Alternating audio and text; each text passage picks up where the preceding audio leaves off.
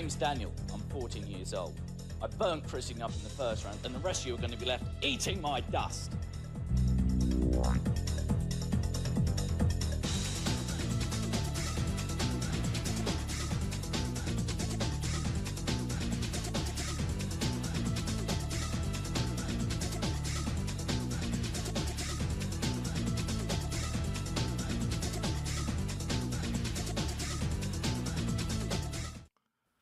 I want to exercise my right to be forgotten. Thank you very much. There is The nothing internet like never some forgets. 90s Games World to get you in the mood for a big old video games podcast. Yeah. Hi, Captain everyone. Badass says, I demand Mr. November. Captain Well, Badass, he is your here. Your wishes are command. I'm trying to remember what TV series it was. I think it was the new Alien Earth thing that had an episode called Mr. November, which freaked me out a bit. Brilliant. What freaked you out even more? You were sat there in your special Mr. November thong as well, weren't you, Tim? Obviously, The old banana hook. as I tend to. I've lost connection. How are we all doing this evening, this afternoon, morning, evening, wherever you are? Let's lie and say fine. Yes. How are you? Yes. Yeah, I am Yes. still existing. I'm having to adult. Buying a 1930s house is not only expensive when you buy the house, but it continues to be expensive and interesting in new ways, as the previous owner has clearly bodged all of the things in his life and repaired a pipe of water with what can only be described as crap blue tack. It was brown tack. Brown tack. Brown tack. That may be putties, mate, but that's Yeah, that exploded and just did bad things to my house. Yeah, the I'm problem not is happy. that no matter I've got how no well hot you, water. no I've matter got no how hot well water you and I survey smell a of house, cabbage. What? no matter how well you survey a house, there will always be things that it's really hard to find, and then you find out the reason why the owner sold the house when they sold the house. Yeah. Turns out the roof of the garage is a paddling pool as well, multi-purpose. Yeah, good. Don't This is addle, why I will all of you. never Don't have addle. the stress of owning a house. That and I'm dirt poor. I mean, that'll do it. That'll do it. Welcome to this episode of Middle Age Grumbling. Hi! Mm-hmm. Oh, yeah, I'm going to do that later, sorry. I fixed things. Everything's back. Okay. Well We're done, okay you. To do Okay. a podcast What did you now. fix? Good. I don't even know what was broken. I don't even want to say. I get. I kind of now want you to say. Yeah, now even I'm more. curious. Though. Now we know. Before I was curious. Now I need to know. He demands Mr. November and at work pretending to be more productive. That's what Oh, Captain behind Badass the is scenes doing bit. right By now. the way, sorry, Captain Badass. Just quick behind the scenes bit. Local recording, chaps. Local Oh, recording. that's good. Oh, good one, Dan. Good catch there, Dan. 2-2-2. No. Well, of was us it actually Captain Bad recording. Ats? It's Captain Bad Ats, not Bad Arse. Captain Bad Bad Ats. Ats. Bad Ats. Bad Ats. Better. That's what he is. Captain Bad Ats. Just soundboard check. Boring. Good, that's Captain recording. Badass. Very or Bad Ats. important Can you part confirm whether it is Bad Arse or Bad Ats, please? or bad at. I demand to know such essential knowledge. Could be a big Star Wars fan. Yep. Bad at. The ones that fall over. The silent mouse that I used for recording had unpaired from the machine because I was That's messing around earlier. proper silent. It's not even Yeah. speaking to your It's computer. going on full stealth mode. Well, I was doing a thing for streaming where I wanted to move. I wanted to set up a switch to move connections between the TV and the monitor, and because using the monitor, the OBS monitor was quite laggy and crap. And anyway, I did all that, and I apparently knocked out the mouse while I was doing it, so that was good. Nice. Hmm. I've got a More feeling fun and punch a games. mouse. Your Twitch streaming, Dan, I've got a feeling is a hair's breadth away from being vaguely Wallace and Gromit-like in its setup. That would be cool. Yeah, That would be cool. Hella cool. It's Should we the do wrong it? trousers, Coleman. Gromit. Better than no trousers, Mr. Absolute November. dickhead, Gromit. These are flares. What am I meant to do in these, Gromit? These are clearly the wrong trousers, you prick. Wow. Bad ats, apparently. Not Bad bad, ats. not bad ass, not bad ats. Bad arts. But that's... But that's Fair enough. But that's You know what that sounds like. Secret option number 3. I always like secret option number 3. But it's podcast. Episode 6. You cannot resist the dicks. No, you can't.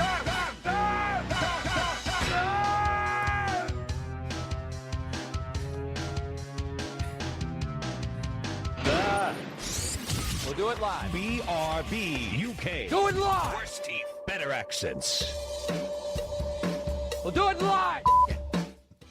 Hello, and indeed ahoy hoy. Welcome on and all to episode 650 of BRB UK. Ooh, I'm Dan, I'm one of about your hosts. 60. I'm here this week.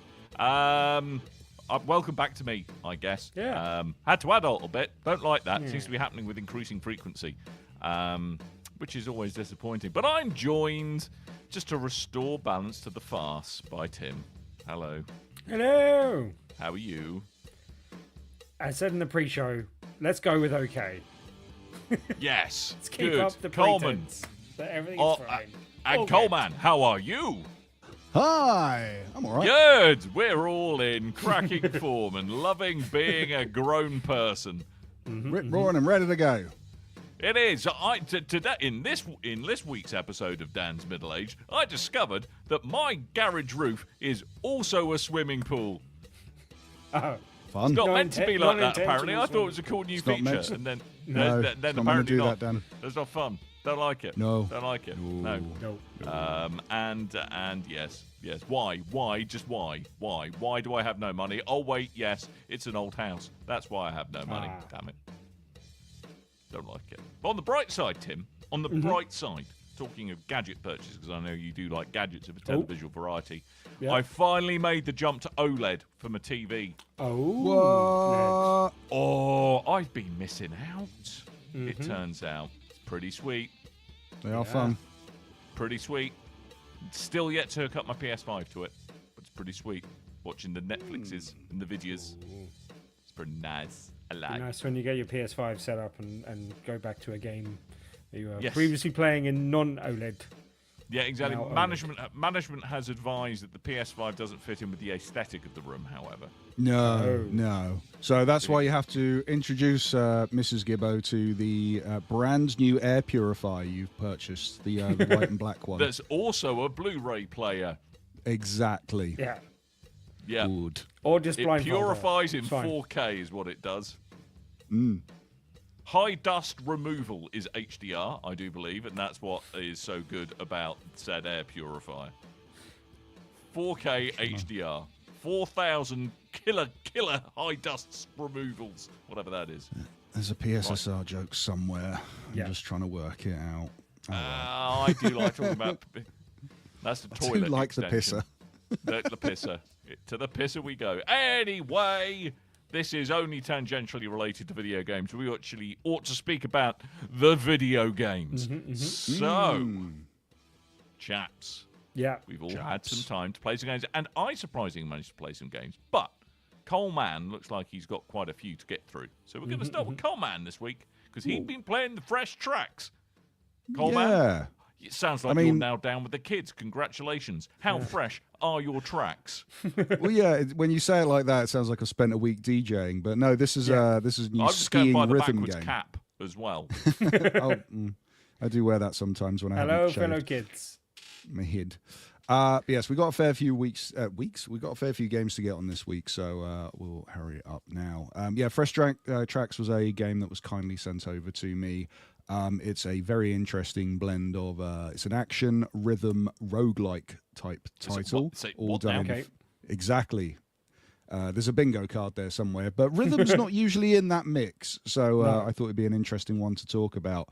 And it's done in the kind of setting of it's a very Nordic story about all these elden gods and tales of the past, and in particular, one traveler, a skier who has got lost in these Nordic worlds, and then is having their adventures narrated by various different gods. And then you are presented with like a few different like a few different rhythm games, 3 different tracks that you can switch on using your D-pad, although some of the controls are changeable in menu. You switch in between left, right, and center, and then you will have a sword that you can swing left, right, up, down, or diagonally, depending on where it requires you to defeat enemies or obstacles. And that's all controlled with the right stick. You can lean using the triggers left and right, and you can jump pressing up on the D-pad or the left stick if you change it to that, or if you do it twice, double jump.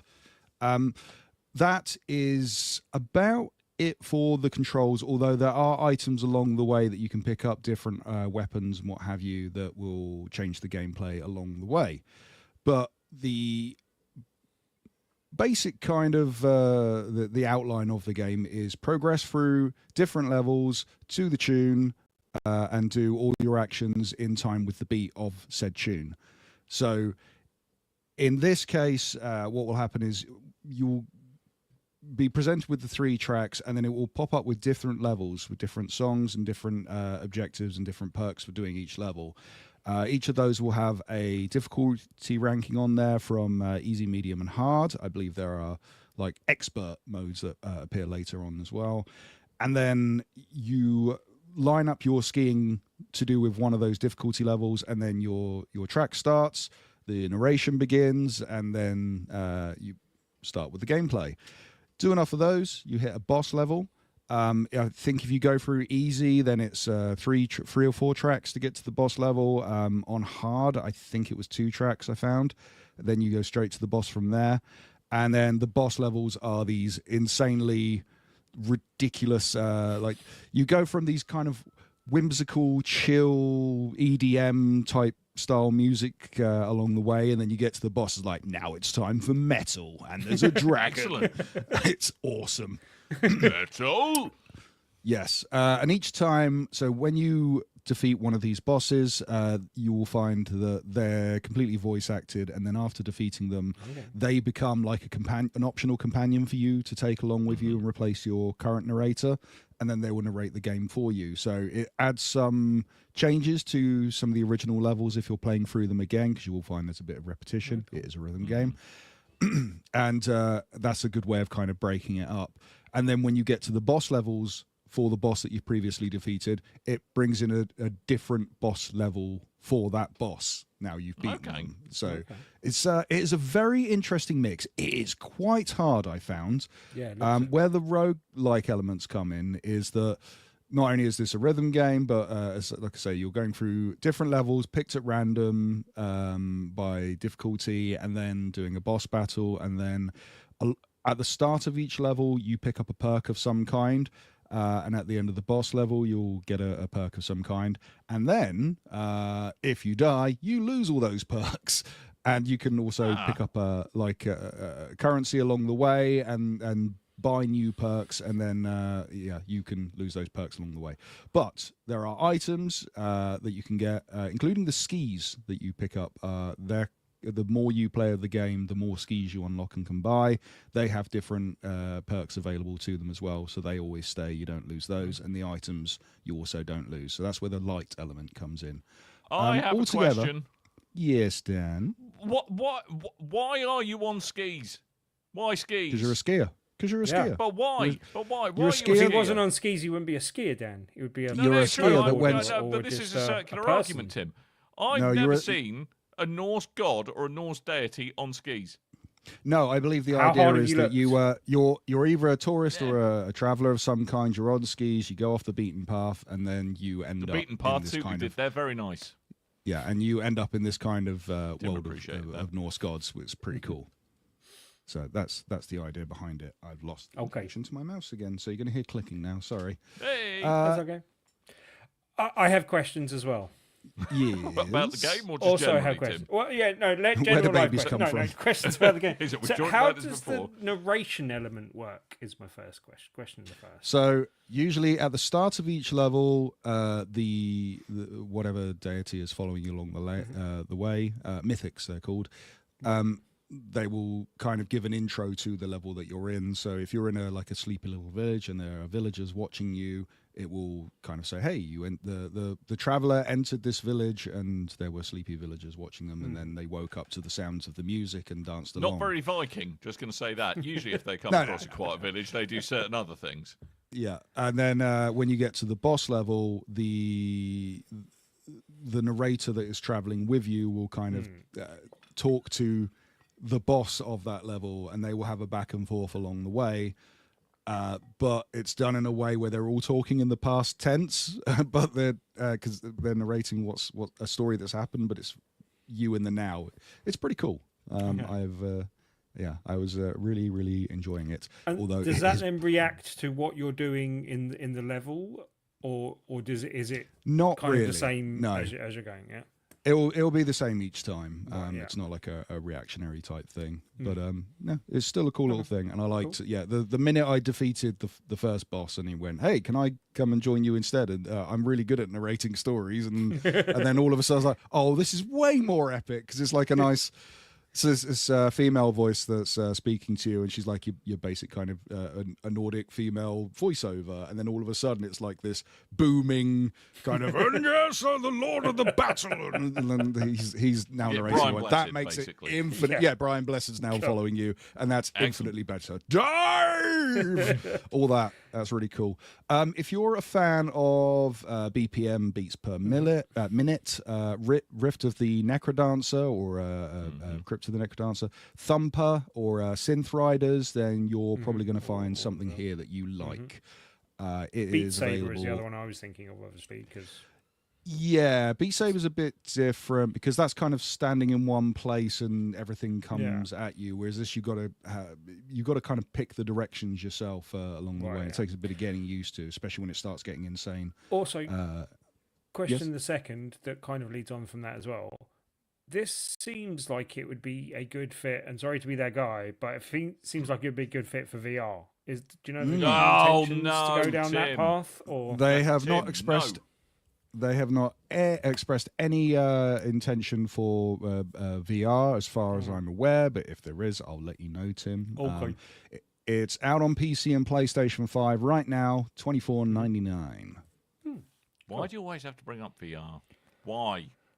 I did apologise in advance, but it kind of had to be asked. Why? It looks cool, and a bit different. I haven't heard anyone else talking about it as well, so thank you. It's gone down quite well. Attention. It's being very favourably reviewed, Fresh Tracks. It's currently sitting at an 82 on the Metacritics. And I think a lot of people said it's... There genuinely, at the moment, is anything like it. I think it's a kind of a smorgasbord, if you will, of... A smorgasbord. Good Scandinavian word to add into the mix. Well, thank you. I thought I'd try. Of kind of various genres that seems to come together quite nicely. So, yes, nice. It is the sandwich plate of video games. That's what a smorgasbord is. It's a sandwich plate. Okay. Big up the new series of Bake Off. Less impressive. Is this BRB an excellent question, Captain Badats? It is not, and we should usher Tim on. Yeah. Yes, and Spiky Chris said that Daniel Levy is gone. I don't think he means he's died. He's left Tottenham. So, he's left Spurs. That happened just Tim. before the show kicked off. So yeah. I thought he meant the son of Eugene Levy, and I thought he'd passed away, and I got very confused for a minute why that was news for Tim. Yeah. Sorry. Anyway, I'm aware. What have you chaps honestly, words cannot describe how little of a monkeys I give. I'm quite pleased, but anyway. Yeah. What video game have you guys been playing? Well, we haven't been playing it together, sadly, because my boiler had my hot water cylinder had other ideas. But we've both been playing a bit of Gears of War Reloaded. It's called Reloaded because they already spaffed the Ultimate Edition on the previous incarnation of it. So Active Reloaded. Yes, that's what they should have done, Tim. Actively Reloaded. Good shout. Well, that would have been a better title if the first time we had the remake, it was called Reloaded and then Active Reloaded. But we had the Ultimate Edition and then it's Reloaded, which makes it sound like a degrade rather than an upgrade. It does, actually. It sounds like, I mean, probably once you go Ultimate Edition, you've topped out. You've got nowhere to go. Unless it's Spiffing Edition, but that doesn't really fit with the aesthetic of Gears of War. I know it's kind of taking a line from the fourth game, I think, but they could have called it Gears of War Ultimate Edition hyphen my tomatoes, and then that would my tomatoes edition. I would have been up for that. Yeah. Okay. That's good. Okay. Good. So this is yet another redo of the first Gears of War game. Controversially now available on PlayStation, something that you never probably thought would happen. I know. So this is just to throw another one in the top 10 for PlayStation from Xbox. Yeah, With crossplay though, which is quite cool. which is good. Awesome. So, but you're presumably going to pick it up on Game Pass, which I think is the way to do it. For me, this is a little bit of a kind of felt like a bit of an academic exercise of how shiny can they make old games, because you forget how old Gears of War actually is. It's getting on for 18 years. I think it was launched in 2007, wasn't it? I think Gears of War, and I think it's Yes. it really year was after the quite launch of the 360. yeah, Cliffy it was B still looked young. Yes. It was, I think it's probably not too unfair to say it really did kind of reinvent the third person over the shooter genre. It really was unique for its time, but I think has been, done to death by its own sequels, but also by the games. But it was a nice little trip down memory lane. They've done quite a big overhaul with the graphics in terms of kind of the textures and the lighting, stuff like that. But it still, to me, Tim, it very much felt its age in terms of some of the design choices, which you're always going to get. In some ways, I suppose I'm glad they did that, but for me, this is like the most Game Pass of all Game Pass titles to me. It's something which I'll probably dip into and go, yeah, it wasn't Gears of War, it was a good time, wasn't it? But I'm not sure I'd necessarily drop the big monies on it. Yeah. Can I just say, wasn't the Ultimate Edition 10 years ago as well? So I suppose it would look a bit dated if it's just that version polished and stuck on the Xbox. Yeah, I mean they've redone the lighting, and I think the textures are higher quality. It definitely it looks a bit crisper, and it now runs at a solid. I played it on PC, Tim. Did you play it on Xbox? I played it on Xbox Series S, but I also did another interesting experiment because I entirely did it via streaming to see how that held up. Okay. How did that go? And that was good. Like I don't know if it would look better or streams worse in when which downloaded I'm on the S, dying are but the streaming best it, I've ever had. it looked good and it played well. Like I hadn't actually tried a quite such a responsive game since I upgraded my internet, and I didn't have any problems doing it, so I was quite pleased with that. Yeah, I mean, I have to say, kind of, I'd imagine most people listening to this have played Gears of War before, but I think kind of Never perhaps heard with of it. streaming, you can get away with it a little bit more because it is quite a, and this sounds negative, but I don't mean it in a negative way, quite a ponderous pace of shooter. Yeah, It's quite I think that's fair. deliberate. There's not a lot of Twitch reaction times that you need to, aside from Tim's favourite, active reloading, where you can, I suppose, just get into the rhythm of that. But I actually did that successfully while streaming. Like I got because it does the little in-game achievements where that base it on your active reload, and I did the active reload 5 times in a row before I got you did the active reload 25 times. You're my hero, Tim. But I'm just saying, like, streaming wise, I didn't have any problems with the shooting, didn't have any problems with the active reload. Anything that you would have thought might be a problem, like with instant reactions, I was all good with. So, like, I was quite pleased with the performance of that. And yeah, that was good. But it suffers from the same thing that a lot of remakes suffer from, when they may have made it look a lot more shiny, but it basically looks as shiny as I remember it, even though my memory of it is probably false. Yeah, exactly So- that. To me, this is what it looked like in Rose-tinted 2007. Exactly. I actually ought to do a We'll get to that side-by-side, shortly. really. Yeah. I'm But going to do that now. But yeah, like I had fun playing it. Like as you said, I don't think I would have dropped money to replay it again. But I do think that it suffers from being a little dated in the fact that everyone got very fed up of being cover shooters, and when this came out, it felt like a breath of fresh air compared to what had gone before it, because no one had really done cover shooters like this did, with the roadie running and going from cover to cover nice and easily. And it has been aped to death to the point where it does feel dated and not as good as innovative as it was at the time. But it was still fun to just jump in and play a little bit of. And I think I played through the first act. And yeah, like I may, as you said, I may jump in and out and just try it again here and there and drop in when I feel like playing a shooter at some point, basically. Yeah. I mean, I think one of the things that does do very well on this is the lighting redo, because like the lambent, not hive, the lambent locusts, really do kind of the eerie glowing kind of design choice they made for them really kind of pops this time. Whereas I think in the older Gears games, I could see where they were going, but it didn't quite have the visual impact that the current version does. Yeah, so, I don't think I've got to them yet because I think that's past the first act. But yeah, as you say, the lighting does look good, basically, and I think they've redone the cutscenes. I don't know if that is just slightly up-resed from what they did for the previous version, but they do look, as I said, a bit like my memory of them. But I'm sure they are more impressive than they used to be, basically. Every now and then I go, I'm going to play through all the Gears of War games because I stopped at 3. Yeah. I do find them a bit of a slog, and they're better played in co-op. But every time I get to 4 and I can't get through 4 and then I stop my mission, maybe I just play the first 3 again. Yeah. But they keep pushing back this mythical 6th one that's still not happened. But I feel like, and it is a fault of Game Pass, I feel the property's kind of been devalued in that sense of you do get, after a while of not having a Gears of War, a lot of people go, where's Gears of War? I love that franchise. They should make a new Gears of War. And then they bring one out. It's like, it's same as all the other Gears of War. Well, at least I don't have to pay £70 for it because it's on Game Pass, most likely. And all of them are. So, yeah. That's probably the only reason I keep thinking I should do a play of them all, because they're all on Game Pass. I never finished 4, and I'm not even sure. I think I started Judgment, but I don't even remember how far through I got through that. I remember the whole court thing. But yeah, I played a small amount of it at loading and went, I will just play the main games. Was that the one that had a bit? Because problem is with that one, that's the one that had Baird in as the main. Yes, he was the main character. Yeah, I just find him just an absolute waste of carbon. I really do. He's the comic relief. Oh, he's not though. He's not relief. He's not comic relief. He's like comic staple gun to your temple, in my opinion.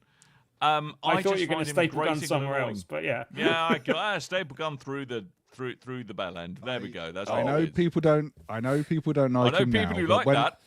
When we were in the, I think it was it's the second game, because it does get miserable for a while, and then when Baird and Coltrane come in, it's like that is quite a nice bit of a breath of fresh air at that point. I just find him intolerable. I know I'm sure Americans love him, but dig. God, Baird, I don't think they do. Well, see, Coltrane was always the better comedy. Yeah, he's at least entertainingly American. Yeah, exactly, and he kind of owns it. He's like, he knows he's meant to be over the top, but Baird is just snarky in a really disappointingly late 90s manner. So that is Gears of War Reloaded, which is apparently better than Ultimate on PC, PlayStation 5, and Xbox Series X and S. It's available on Game Pass, but if you wish to purchase it, $39.99. That's how I at work when I send out surveys now. The options are going, bad, good, great, excellent, Ultimate. Now it's going to go Reloaded at the top end. People are going to think I've just lost my mind. Captain Badats also confirms that they don't like Baird. So excellent. See, me and you, Captain Badats. Pronounce his name right, Coleman. Thank you very much. I did, didn't I? Yeah, you said Badats. It's a hard Badats.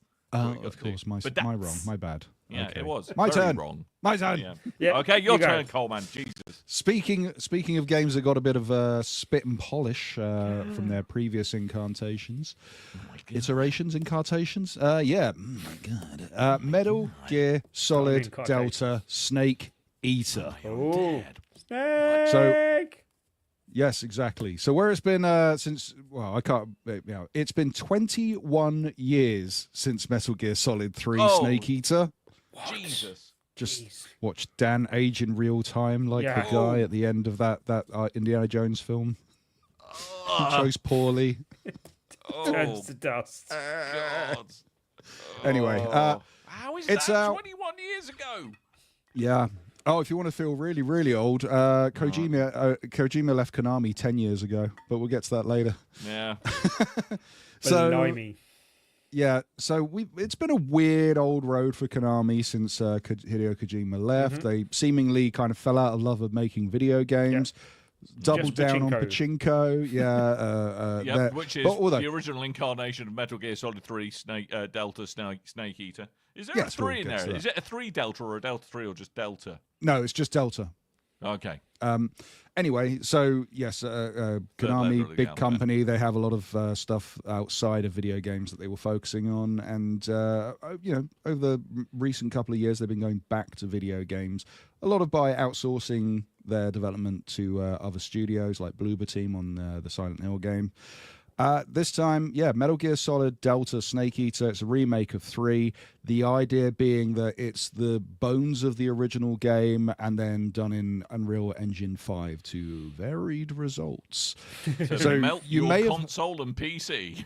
You may have heard the controversies about the game's performance. On PC, it really had some problems. Some people... I saw one guy claiming on X that he'd put all his system settings down as absolute low as they could go for that game and could still only get around 30 frames a second. So, wow. Yeah, pretty bad. On PlayStation 5, they had middling kind of performances where the performance mode... there was a lot of kind of muddiness to it, and then putting it on the graphics mode, it had a poor performance. And then the pro mode, it didn't give you the option. It blended the two into one, which is the whole idea of the PS5 Pro.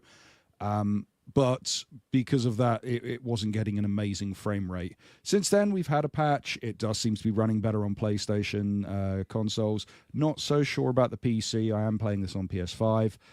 It's been doing very well for me, although I've not had like high areas where there's an insane amount of enemies or big explosions or anything. So I haven't seen any kind of performance problems. I have a question.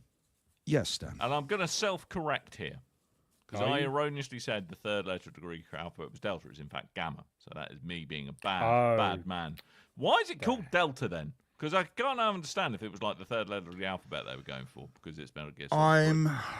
I'm assuming to distance itself from the original release, as they have re-released the original. So you have to put something on there. Maybe they should have called it Reloaded. This is Metal Gear Solid 3 Reloaded. Yeah. It could be. Well, no, this is the Ultimate Edition because Reloaded will come yet in to 10 have years' Reloaded. Time. Okay, all right, yeah, good point. Well made. Yep. But also, if you've played through these games, you know canonically this is the first game in the series, although it's the third release. It is a prequel, which means you could play this game first out of all the Metal Gear Solid games. However, there are loads of references and stuff to the other games that you'll probably want to play 1 and 2 and 3. And pro tip, going from the controls of 3 straight back to the rather limited controls of Metal Gear Solid 1. Wow, that's some whiplash. You're going to be experiencing. And this is interesting. Oh, go on then. I was going to say, I have a question based on just what you were saying there. Where do the original NES games fit into the timeline? They're in between this and Solid. So the first. Well, yes, you're right there. The first Metal Gear Solid game is, but not the Nintendo version. It was on a different system that the name escapes me right now. Thank you. The MSX version of Metal Gear Solid is the first game in that is the one before Shadow Moses, the PS1. Yes. It's Metal Gear on the MSX, not Metal Gear Solid. Sorry, Metal Gear. Then it's Metal Gear Solid. Metal Gear Solid 2. Sorry, Metal Gear 2 isn't canonical because it wasn't part of the original creations. It was a cash grab. Yes, it was a pumped out sequel. It wasn't. I don't think it had much to do with Hideo behind the thing. So it's considered Metal Gear Solid, Metal Gear Solid 2, 3, and then onwards. And then this is the prequel to all of those. Anyway, back to the game. Yes, you were talking about the controls, Dan. This does have improved controls in the form of there is a legacy mode and a modern mode. The legacy mode keeps the original controls. It keeps the fixed camera angles and everything. And then what you're watching is the modern mode, which is the third-person camera and the improved controls. I have tried on both. I did the prologue 3 times because I did it once on I did it once on stream and went, wow, I need some practice. I suck at this game, especially trying to play it in third person and get used to it. And did not do very well. Played it again in legacy mode and then went, yeah, but I want to do this in third person carrying on. So I'm going to do this again in third person and try to get myself used to it. And did it better that time. I'm trying to do like a no-kill mode as well at the moment, which has been interesting. Game looks great. If you are past the point of bugs now, which, like I said, on release there were some issues with bugs. Not an issue for me so far. It is very good. It is very enjoyable. If you've never played Metal Gear Solid 3, then this is a good introduction to that game. Playing this over the original. Although there are some changes I don't like, and they're very, very niggling. It's there's an opening to the game, the original. Well, there's an opening to both games that's kind of James Bond influence, where they do the whole actions of silhouettes, and there's a big epic score and fight scenes and things while all these graphics are swirling around. And I really like the PS2 version of it. I don't like it on this version. So it's minor changes like that. Also, a lot of the faces, they're, it's a game from the PlayStation 2 era. They've obviously brought some of those actors back, tried to model them for scanning their current faces and trying to make them look like they would have in the original game. The kind of way they look now doesn't look how I remember them looking, but again, that's switching from three different generations of console. And honestly, I took a look back we mentioned the pachinko machines earlier. There were some things a while ago after Kojima had left Konami, and some shots of up-res looking amazing looking Metal Gear Solid 3 cutscenes were leaking online, and people thought there was some kind of remake in the works. It turned out there were cutscenes from a screen of a pachinko machine, a Metal Gear Solid 3 themed pachinko machine, and that started this like massive ire against Konami for mistreating the series in such a way. I think the cutscenes from the pachinko machine look a lot better, especially in the character designs. Nice. But it is still a fantastic looking game. And I'm really enjoying it. If you've played the original game and you're looking for a reason to go back. And also, like, I played a lot of this game originally on 21 years ago. I did as much as I could. I found all the Easter eggs, all the hidden cutscenes and stuff. The only stuff I couldn't do is because it was like a Japanese exclusive and didn't exist on the UK versions. So I'm very, very, very familiar with this game, but I haven't played it in 21 years or 20 or whenever the hell I played it. So I've forgotten a lot of how this game plays and the story and stuff. It's just little things stick in my head, like when Ocelot does that silly meow to call his troops. Things like that have stuck in my head, but a lot of this game hasn't. So that's why it's like playing a new game for me. And every now and then I go, oh yeah, that thing. So that's been pretty cool. Whereas like a lot of especially the first Metal Gear Solid, the first PlayStation Metal Gear Solid, like I could read that off the back of my hand. I know that game. I know that very, very well. I mean, I kind of also got the feeling this was the first time we probably got to see some of Kojima's real strangeness in it as well. How does that hold up? 2's got some strange bits. Two's got Fat Man, and I love Fat Man. A fat bloke on rollerblades who makes bombs. He's brilliant. I don't know. There's kind of a pseudoscience behind the main bosses in a lot of the games, but they kind of get fantastical in this one. You've got the guy. I think he's called the End or the Time or whatever his name is. Yeah, the old sniper guy who has amazing sniper skills. He has the ability to just kind of freeze in place, and like plants will grow on him and creatures will climb over him, and he cannot be swayed. He's this amazing sniper.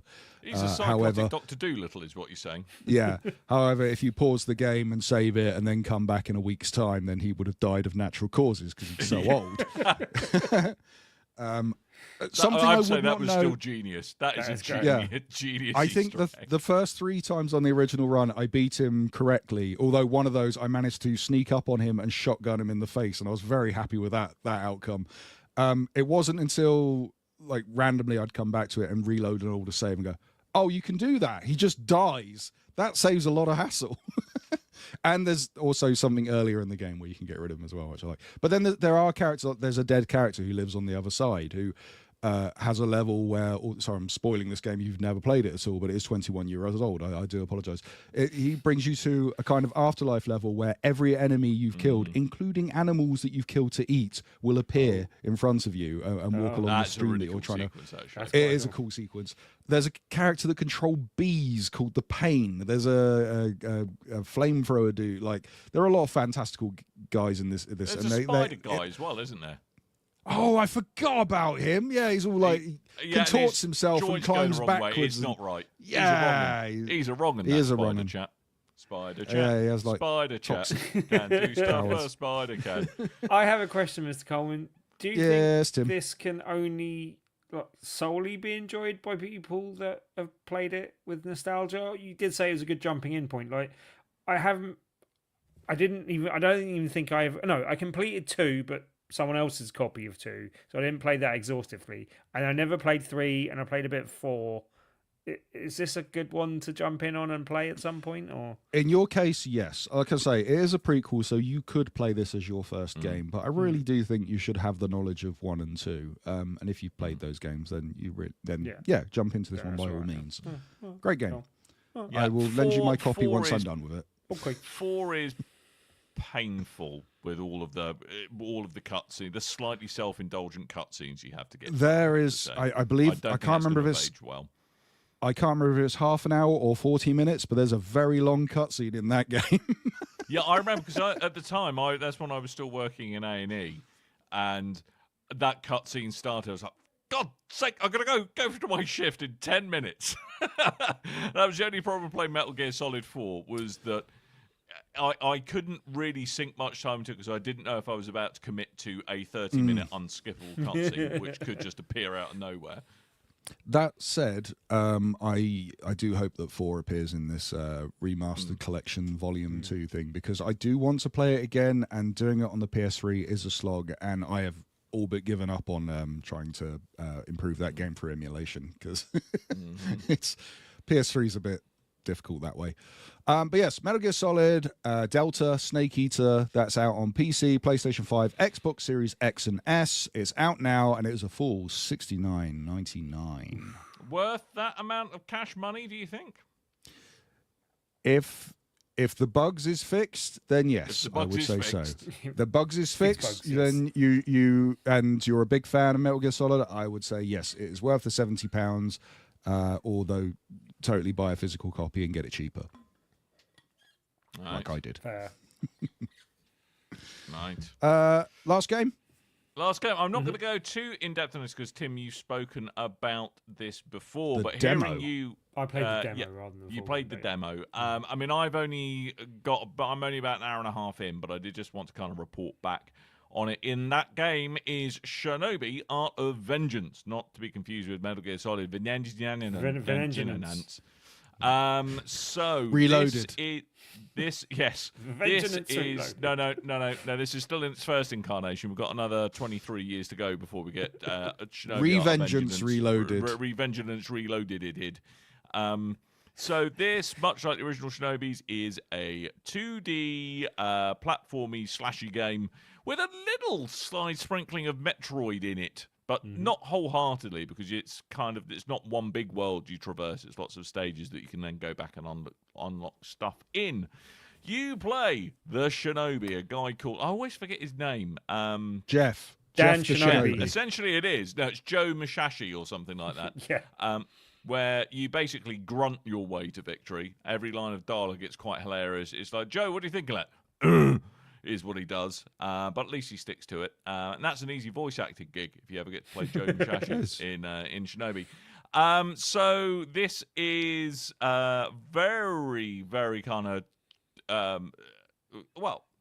It is kind of faithful to the original games, but it's kind of refined it. It feels a lot fairer than I remember Shinobi being in the past. But it does have very something that looks initially like it's going to be button mashy, button mashy combat actually has a lot of nuance and a lot of technique to it, I found, in terms of the combos you can queue up, the ways you can kind of combine that with the powers that you kind of ninjutsu powers that you unlock. It's a corking game. I mean, sometimes it makes my brain melt a bit with trying to remember all the moves. But you actually, if you do think about the moves that you're going to do and actually plan your combos, it is really rewarding. It's got a very visceral, and I mean that in a positive way, not an eye-rolly way, kind of combat feel to it. All the moves feel like they've got a nice lot of weight to them. It feels very kind of crunchy almost, a combat. You can really feel the hits that you're dishing out. Rustic and crunchy ticked off the list, right? Yep. Yeah, crunchy viscera. That's what we serve up. A rustic hack and slash. It is a rustic hack and slash. But I really, really loved it. I mean, Shinobi was something that I didn't play a lot of back in the day. It's something I've kind of come to later on in my gaming life.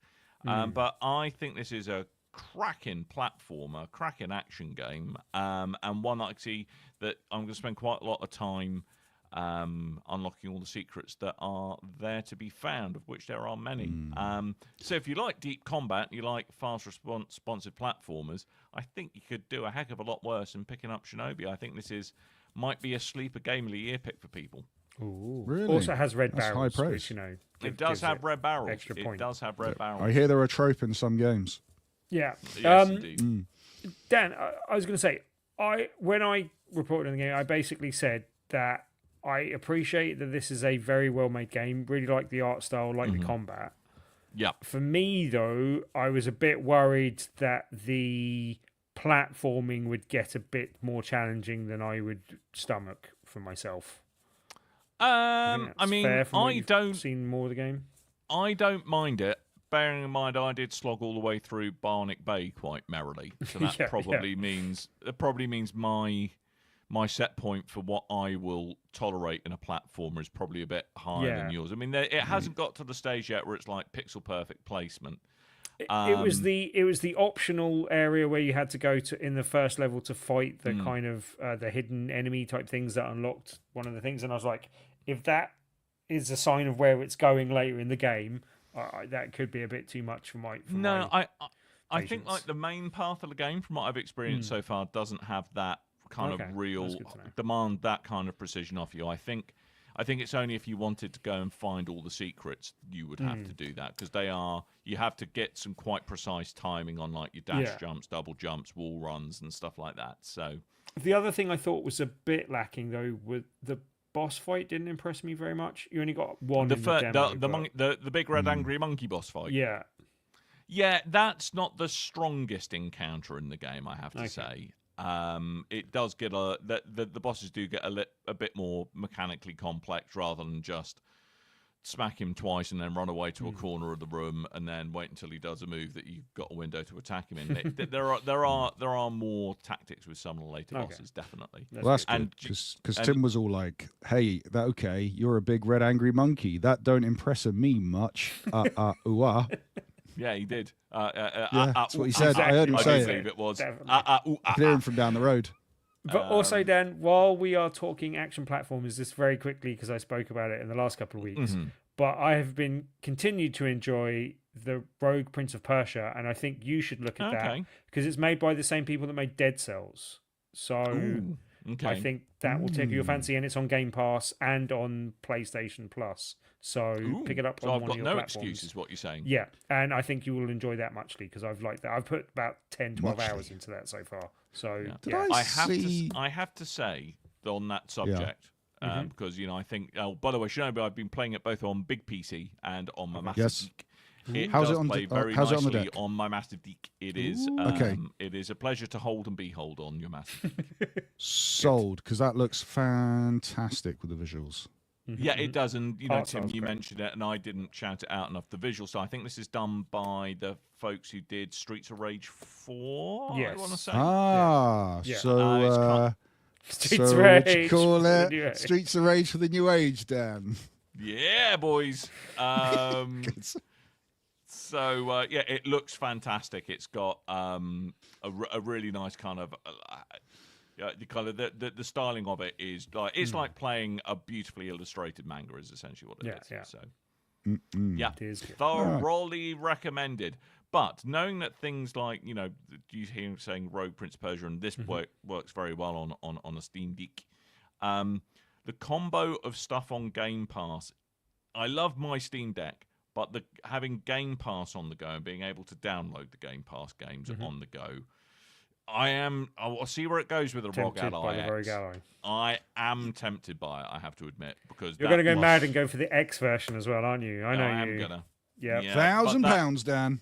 £1,000. But that plus Game Pass. That roof's going to be leaking a little longer. It is gonna be, I mean, I don't need hot water. Is what I've decided. I don't need hot water. But This is darling, like I we could still play have a Hollow wet Knight garage. on You're the like, go. yes, but I have a Rogue Ally X. So Yeah, but I will be living in the wet garage if I pull that move. I think. Shinobi Art of Vengeance is on PC, PlayStation 5, Xbox Series X and S, Nintendo Switch, PlayStation 4, and Xbox One. It is $22.49 to $24.99. And that is a very reasonable price for a more than reasonable game. Good selection of games this week. yeah. I know, it's good, isn't it? We should cut the news, but we should talk about one thing, just because it's big news Yes, this please. week, I think. Yeah, okay. Did we all watch the State of Play? I did indeed. No, I did my homework. I didn't. Okay, well, it was all themed around 007 First Light, which is the new James Bond game from IO Interactive. Or IOO. Yeah. Yeah. So we got the similar looking trailer to the reveal trailer we saw last time, showing off the cast, the new characters, and a brief kind of glimpse at the action and the environments. Then we got a look more in detail into some of the mechanics of the game, the exploration, the driving, shooting, gadgets, like anything you could think about for James Bond. Yeah. It looked very, very impressive. Sexually transmitted diseases. There are plenty. No, as far Well, as they, you go. so herpes crawling out all over the place is what you're But saying. there was Yes. syphilis slithering over the tabletop. we did not see any of that, but Yeah. we did see a good selection of gameplay, and then they also had a section that they talked through and talked over to like talk through some of the mechanics and some of the like gadgets and things that you have in the game. And I don't know about you guys, like I was looking forward to this already. I think they did a good job of presenting it in a way that made me even more excited for the balance they're going for, which is exactly the approach that I hoped they were taking, in terms of having action and kind of plugging bits of a kind of guided action game into the open world kind of good bits of Hitman. It seems to be taking the good bits of Hitman and plugging in what I'd want from a good action game that makes it feel a bit more Uncharted. like a James Bond. Yeah, Yeah, Uncharted plus Hitman equals what I want. Hit from this game, charted basically. is what I think we've got. Yeah. Yeah, Or I unman. Unman. Unman. When I James heard- Bond 007 Unman. When I heard we were getting like a reboot James Bond video game, I liked the idea of it. When it was IO, I was really worried because I love the idea of Hitman. I suck at You hate Hitman. bald people. Yeah, I'm like you. Yeah, I'm self-hating. I run out of patience with it. I just end up fluffing it because I'm not patient enough with it, and then end up just I like getting shot in the that, face though, while yeah. dressed as a sailor. I keep trying it. I've got. I went through 1, 2, and 3, and then IO were nice enough to send me World of Assassination, which is like the combination package of all of them. So I've got all the DLC and things. So I went right. I'm gonna do this. I'm gonna jolly well figure out how to bloody play a Hitman game. And I sat there, and I think I got through like 10 levels, and then just went. I can't do this Terrible at one this. level. And I'm trying to do it in order. And the thing is, because they've since the reboot games for the PS4, all of those games, all those levels, every time they do a new version of Hitman, you can then import those levels forward into the newer game, which means they're then on that game's version of the engine. Any improvements or game mechanics they've thrown in are now on that level. So I've done them all on like the World of Assassination version, and I still struggle. And it's annoying because I know. Ended up getting very confused what things I'd played or could play with Hitman because there were so many different flavors of it. So Yeah, because I know I'm somewhere in Hitman 2, and I know the further those games go on, the more impressive the levels get, the more like open they are, and the bigger scope, and like that's the stuff I want to see, but I refuse to jump forward. I want to do it in order, so I will go back again. I absolutely like. I don't think I played the early Hitmans, but I really got into. I think it was Blood Money when that came out, and that was where I think the series hit its original apex back in the day. And so I advise possibly just jumping forward to that game. Like I don't think you will miss out on anything from the canon or anything too much. No, like, I'm talking from the reboot, Tim. For Hitman 1, 2, 3 is in the PS4 right, versions, is in the not PS2 era. No, okay, fine. But that for me like was where I got an appreciation for the series. The playing through the remake ones, like I think I played a lot of 1, not too much of 2, and not too much of 3. But yeah, I think I picked up the World Assassination at some point so that I could play it in VR, and haven't played enough of it. But I really like the approach they made with that game in terms of, as you said, plugging it in and having all the different bits of that game. But yeah, like I don't know. I think it's probably harder to go back to the original games. But I think it got a bit too broad. Like when it got into the full open world, it's harder to really kind of get into it. I think you have to go with the fact that you will have runs where you're just exploring, things will go wrong, everything will go tits up, and you're just kind of exploring the environment. And then like you go to the point where, okay, this is a run where I'm actually going to try and approach things properly and try and do things and try and get through the level in the way that I want to and do stuff.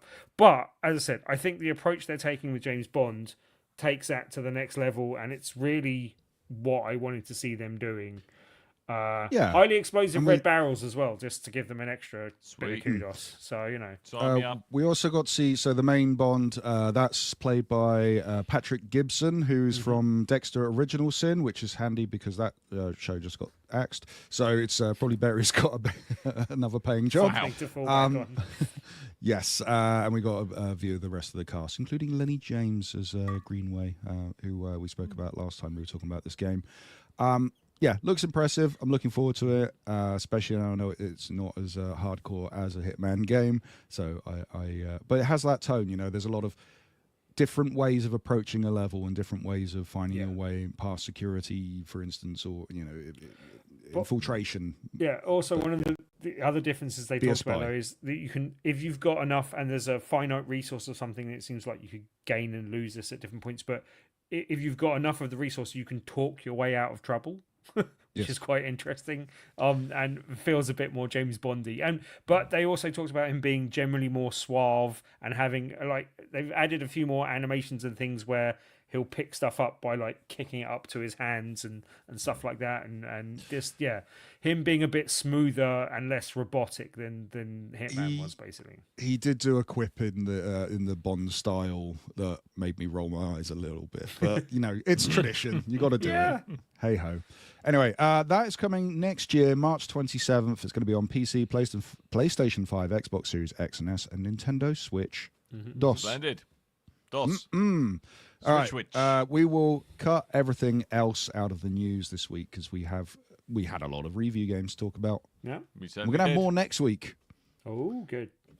But before we let you go, listeners, there's some things we need to tell you about. The first of which is, that's right, it's time to buy my face. You need to go to bigredbarrel.com/store, buy my face. What should you do? Buy my face. Where should you go? bigredbarrel.com/store. What should you do when you're there? Buy my face. Have you got that? bigredbarrel.com/store, buy my face. And by that, Dan means buy merchandise. One of the pieces of merchandise has Dan's face on it because buy my face. He was on Games World and we make fun of him for it. You don't have to buy his face though. You can buy but you should buy my face. You should buy his face buy his on face. a cushion. Buy my face. Buy my face. Sit on his face. There is also Sit on other Dan's excellent bits face. of t-shirt and other apparel. Apparel. I don't know how you pronounce it. With Clothes. other people's face. Apparel? Yeah, apparel. There we go. I don't know. Which has April O'Neil, apparently. Some great Apples. artwork by the folks as well. So do check those out as well. Tim. bigredbarrel.com/store. Tuesday is a Tuesday. What's going on this Tuesday? Tell me. Each and every Tuesday, we do an event called Tabletop Tuesday at the Loading Bar in Stoke Newington. Every Tuesday, we have a different feature game, and if you play that feature game that evening, you can win a copy of the game just by trying it out that very evening. This week's feature game is a little game called The Six, made by little indie developers. It's a good one to come support. 10. It's a good little fun game. Come join us and you can win a copy just by playing it that evening. If you want more details, check the right hand side of bigredbarrel.com. There is a big button marked Tabletop Tuesdays. Hit that for some information. Or, well, not now. Wait until this podcast comes out we can go now. on the non-live version. Could go now. Yeah, you got a terrible, terrible view of the mental faculties of our listeners, Tim. That's very disrespectful of you. Well, if you do it now, then it won't have. It will have last week's information, not this week's information. Yeah, but by the time they hear this, they'll probably be sorted, Tim. Stop telling people what to do. You're being very presumptuous. Dan, we're live. I know we are. I know. Probably most people are going to listen to it, though. Also, I just enjoy winding Tim up. Yes, true. Fair enough. But also, you can also go to meetup.com, search for Tabletop Tuesdays, join the over 2,250 plus members that we have there, or just come along to the Loading Bar in Stoke Newington this here Tuesday and every Tuesday following for Tabletop Tuesday. Come join us and have some fun. And remember, every week. No, don't tell anyone to lick my face or pat my bum every week, or whatever the hell else you're going to say. When you look longingly in his eyes and stick your right little finger up his left nostril and go, "Oh, my Mr. November." They love it. He loves it when you do that. If you are responsible for someone giving me COVID, I will never forgive you. That's and I will so haunt you for the rest of your days. There are new infectious diseases in town now, Tim. Get with the program. Yeah, you're so 2000 and late, Tim. Okay. Yeah. Tabletop Tuesday, the Loading Bar this Tuesday. Go there to play 6 and to go and touch Tim. Come in my love cupboard. Yeah, put that pinky up his nostril. Talking of cupboards. If you've enjoyed this show, then thank you for listening. Thank you for watching. If you are watching, be sure to check us out on bigredbarrel.com. That's the website that hosts this here podcast and many other pieces of content. Be sure to check it out and also find the links to our social medias. And also be sure to subscribe to us either on Twitch or YouTube, both at Big Red Barrel. Smash that like button and updating the things. Yes, they finally let me update it after about 6 years of trying. We're no longer Big Red Barrel TV. We are Big Red Barrel on YouTube. So I'm quite happy about that. I'm hoping that's kicked in now. But yes, go do all the stuff and things and check us out on Discord. Usually we would do a what do we call it? I have a question, but instead we're going to give a nice little plug to the man called Rick, who I've written down as Tick by accident on the agenda I've just noticed. Sorry. Nice plug for Tick. I thought so. Nice plug for Tick. The man called Tick. He's been on the podcast many a times. He's done many a review, and he's spoken about his YouTube channel called The Game Cupboard. He's recently released a fantastic video retrospective on Lost in Random. So be sure to go check that out. We'll put a link in the show notes for you to go and click on. Sounds good? Sounds good. I think it sounds splendid. Excellent. You also ought to tell people to go to Discord as well, because that's where they can do things. BigRedBarrel.com/Discord. Yes, or discord.com. Mundu Just let it die, Dan. Let it die. Yes. No, never. I let Tiny Earl die. He was a great recurring character and wasn't at all annoying. That was BC. That was before Coleman. That was before Coleman. Yeah. Right. We are going to get out of here. So thank you one and all for coming along and listening. Hopefully we'll be back in some shape or form Come next in my week. love cupboard. Yes, that's what you should do, because that's where Rick was living, clearly. Yes. We're going to go. But hopefully you'll stick around for next week and listen to us once more. So with that, all that's left to do is remind you that I have been Dan. I might have been Tim. I've been Metal Gear. Oh, my God. Oh, my God. Metal Gear Coleman. Colonel, Metal Gear Coleman. I'm eating a snake. I'm a snake eater. Nom nom nom. Don't eat the yellow snakes. What? Oh my God. Right, we're going to go. Thank you for tuning in and downloading us or whatever the heck you did to get our audio in your ears. And until next time, dear listeners, toodle bye. Toodle bye.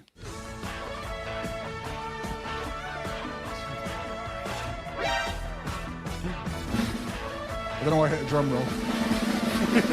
It's exciting. Come in my love cupboard. Woo!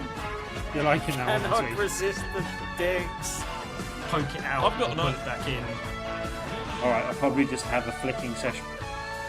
Filing the holes. Big old monocles. Never record my bellend. No, never. Never. Worst I've much though ever. I hate to give you ideas, Coleman, for the end of year Christmas show. I think we ought to have Christmas show. That's like a million human months away. soundboards where you're not allowed to use a soundboard, but me and Tim Ooh. have to do the quotes live in real time. Whenever you press a button. Yeah, it props up with a little thing we have to say. That could be fun. Just pretty going to good. put that Hold out on. there. Hold on, we got a request.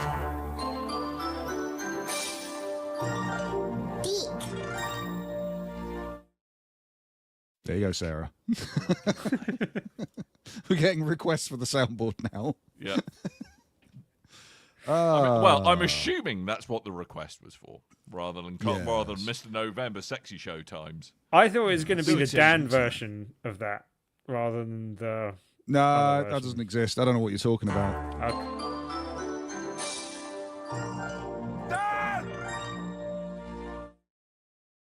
You are a very silly man.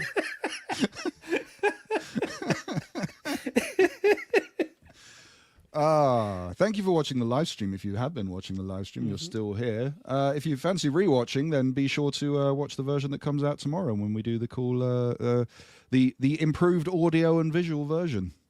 Lovely. It might come out Thank tonight you, if I'm one and quick. Sometimes it comes out at midnight because I'm really, really quick Ooh. at editing. Getting faster. Don't feed us after midnight. Lightning was that fingers one? Coleman. What does that say? Do quotes sounds from the soundboard when he prompts you. Who? Who's prompting me? Who's prompting me? You. You're prompting Oh. you. Are you? Yeah. You guys are hilarious. Delusional fool. We fooled him into thinking we're hilarious. Spiky Chris said on Discord, Coleman looks like a quirky marriage counselor and Dan and Tim aren't having any of it. Like, okay. It's official. The magic died a long time ago between me and Tim. Yeah. I look at him, nothing anymore. I think it's when you dead lost the outside first now. child. Yep. Not even When when the he first puts child his moved special Mr. to November London. thong on. Nothing. Absolutely nothing. I'm just trying to see if we have a thing. Oh, there it is. Should we go? Yeah, I let's do think that. so. Now we can go. Bye, guys. Now it's done. Bye.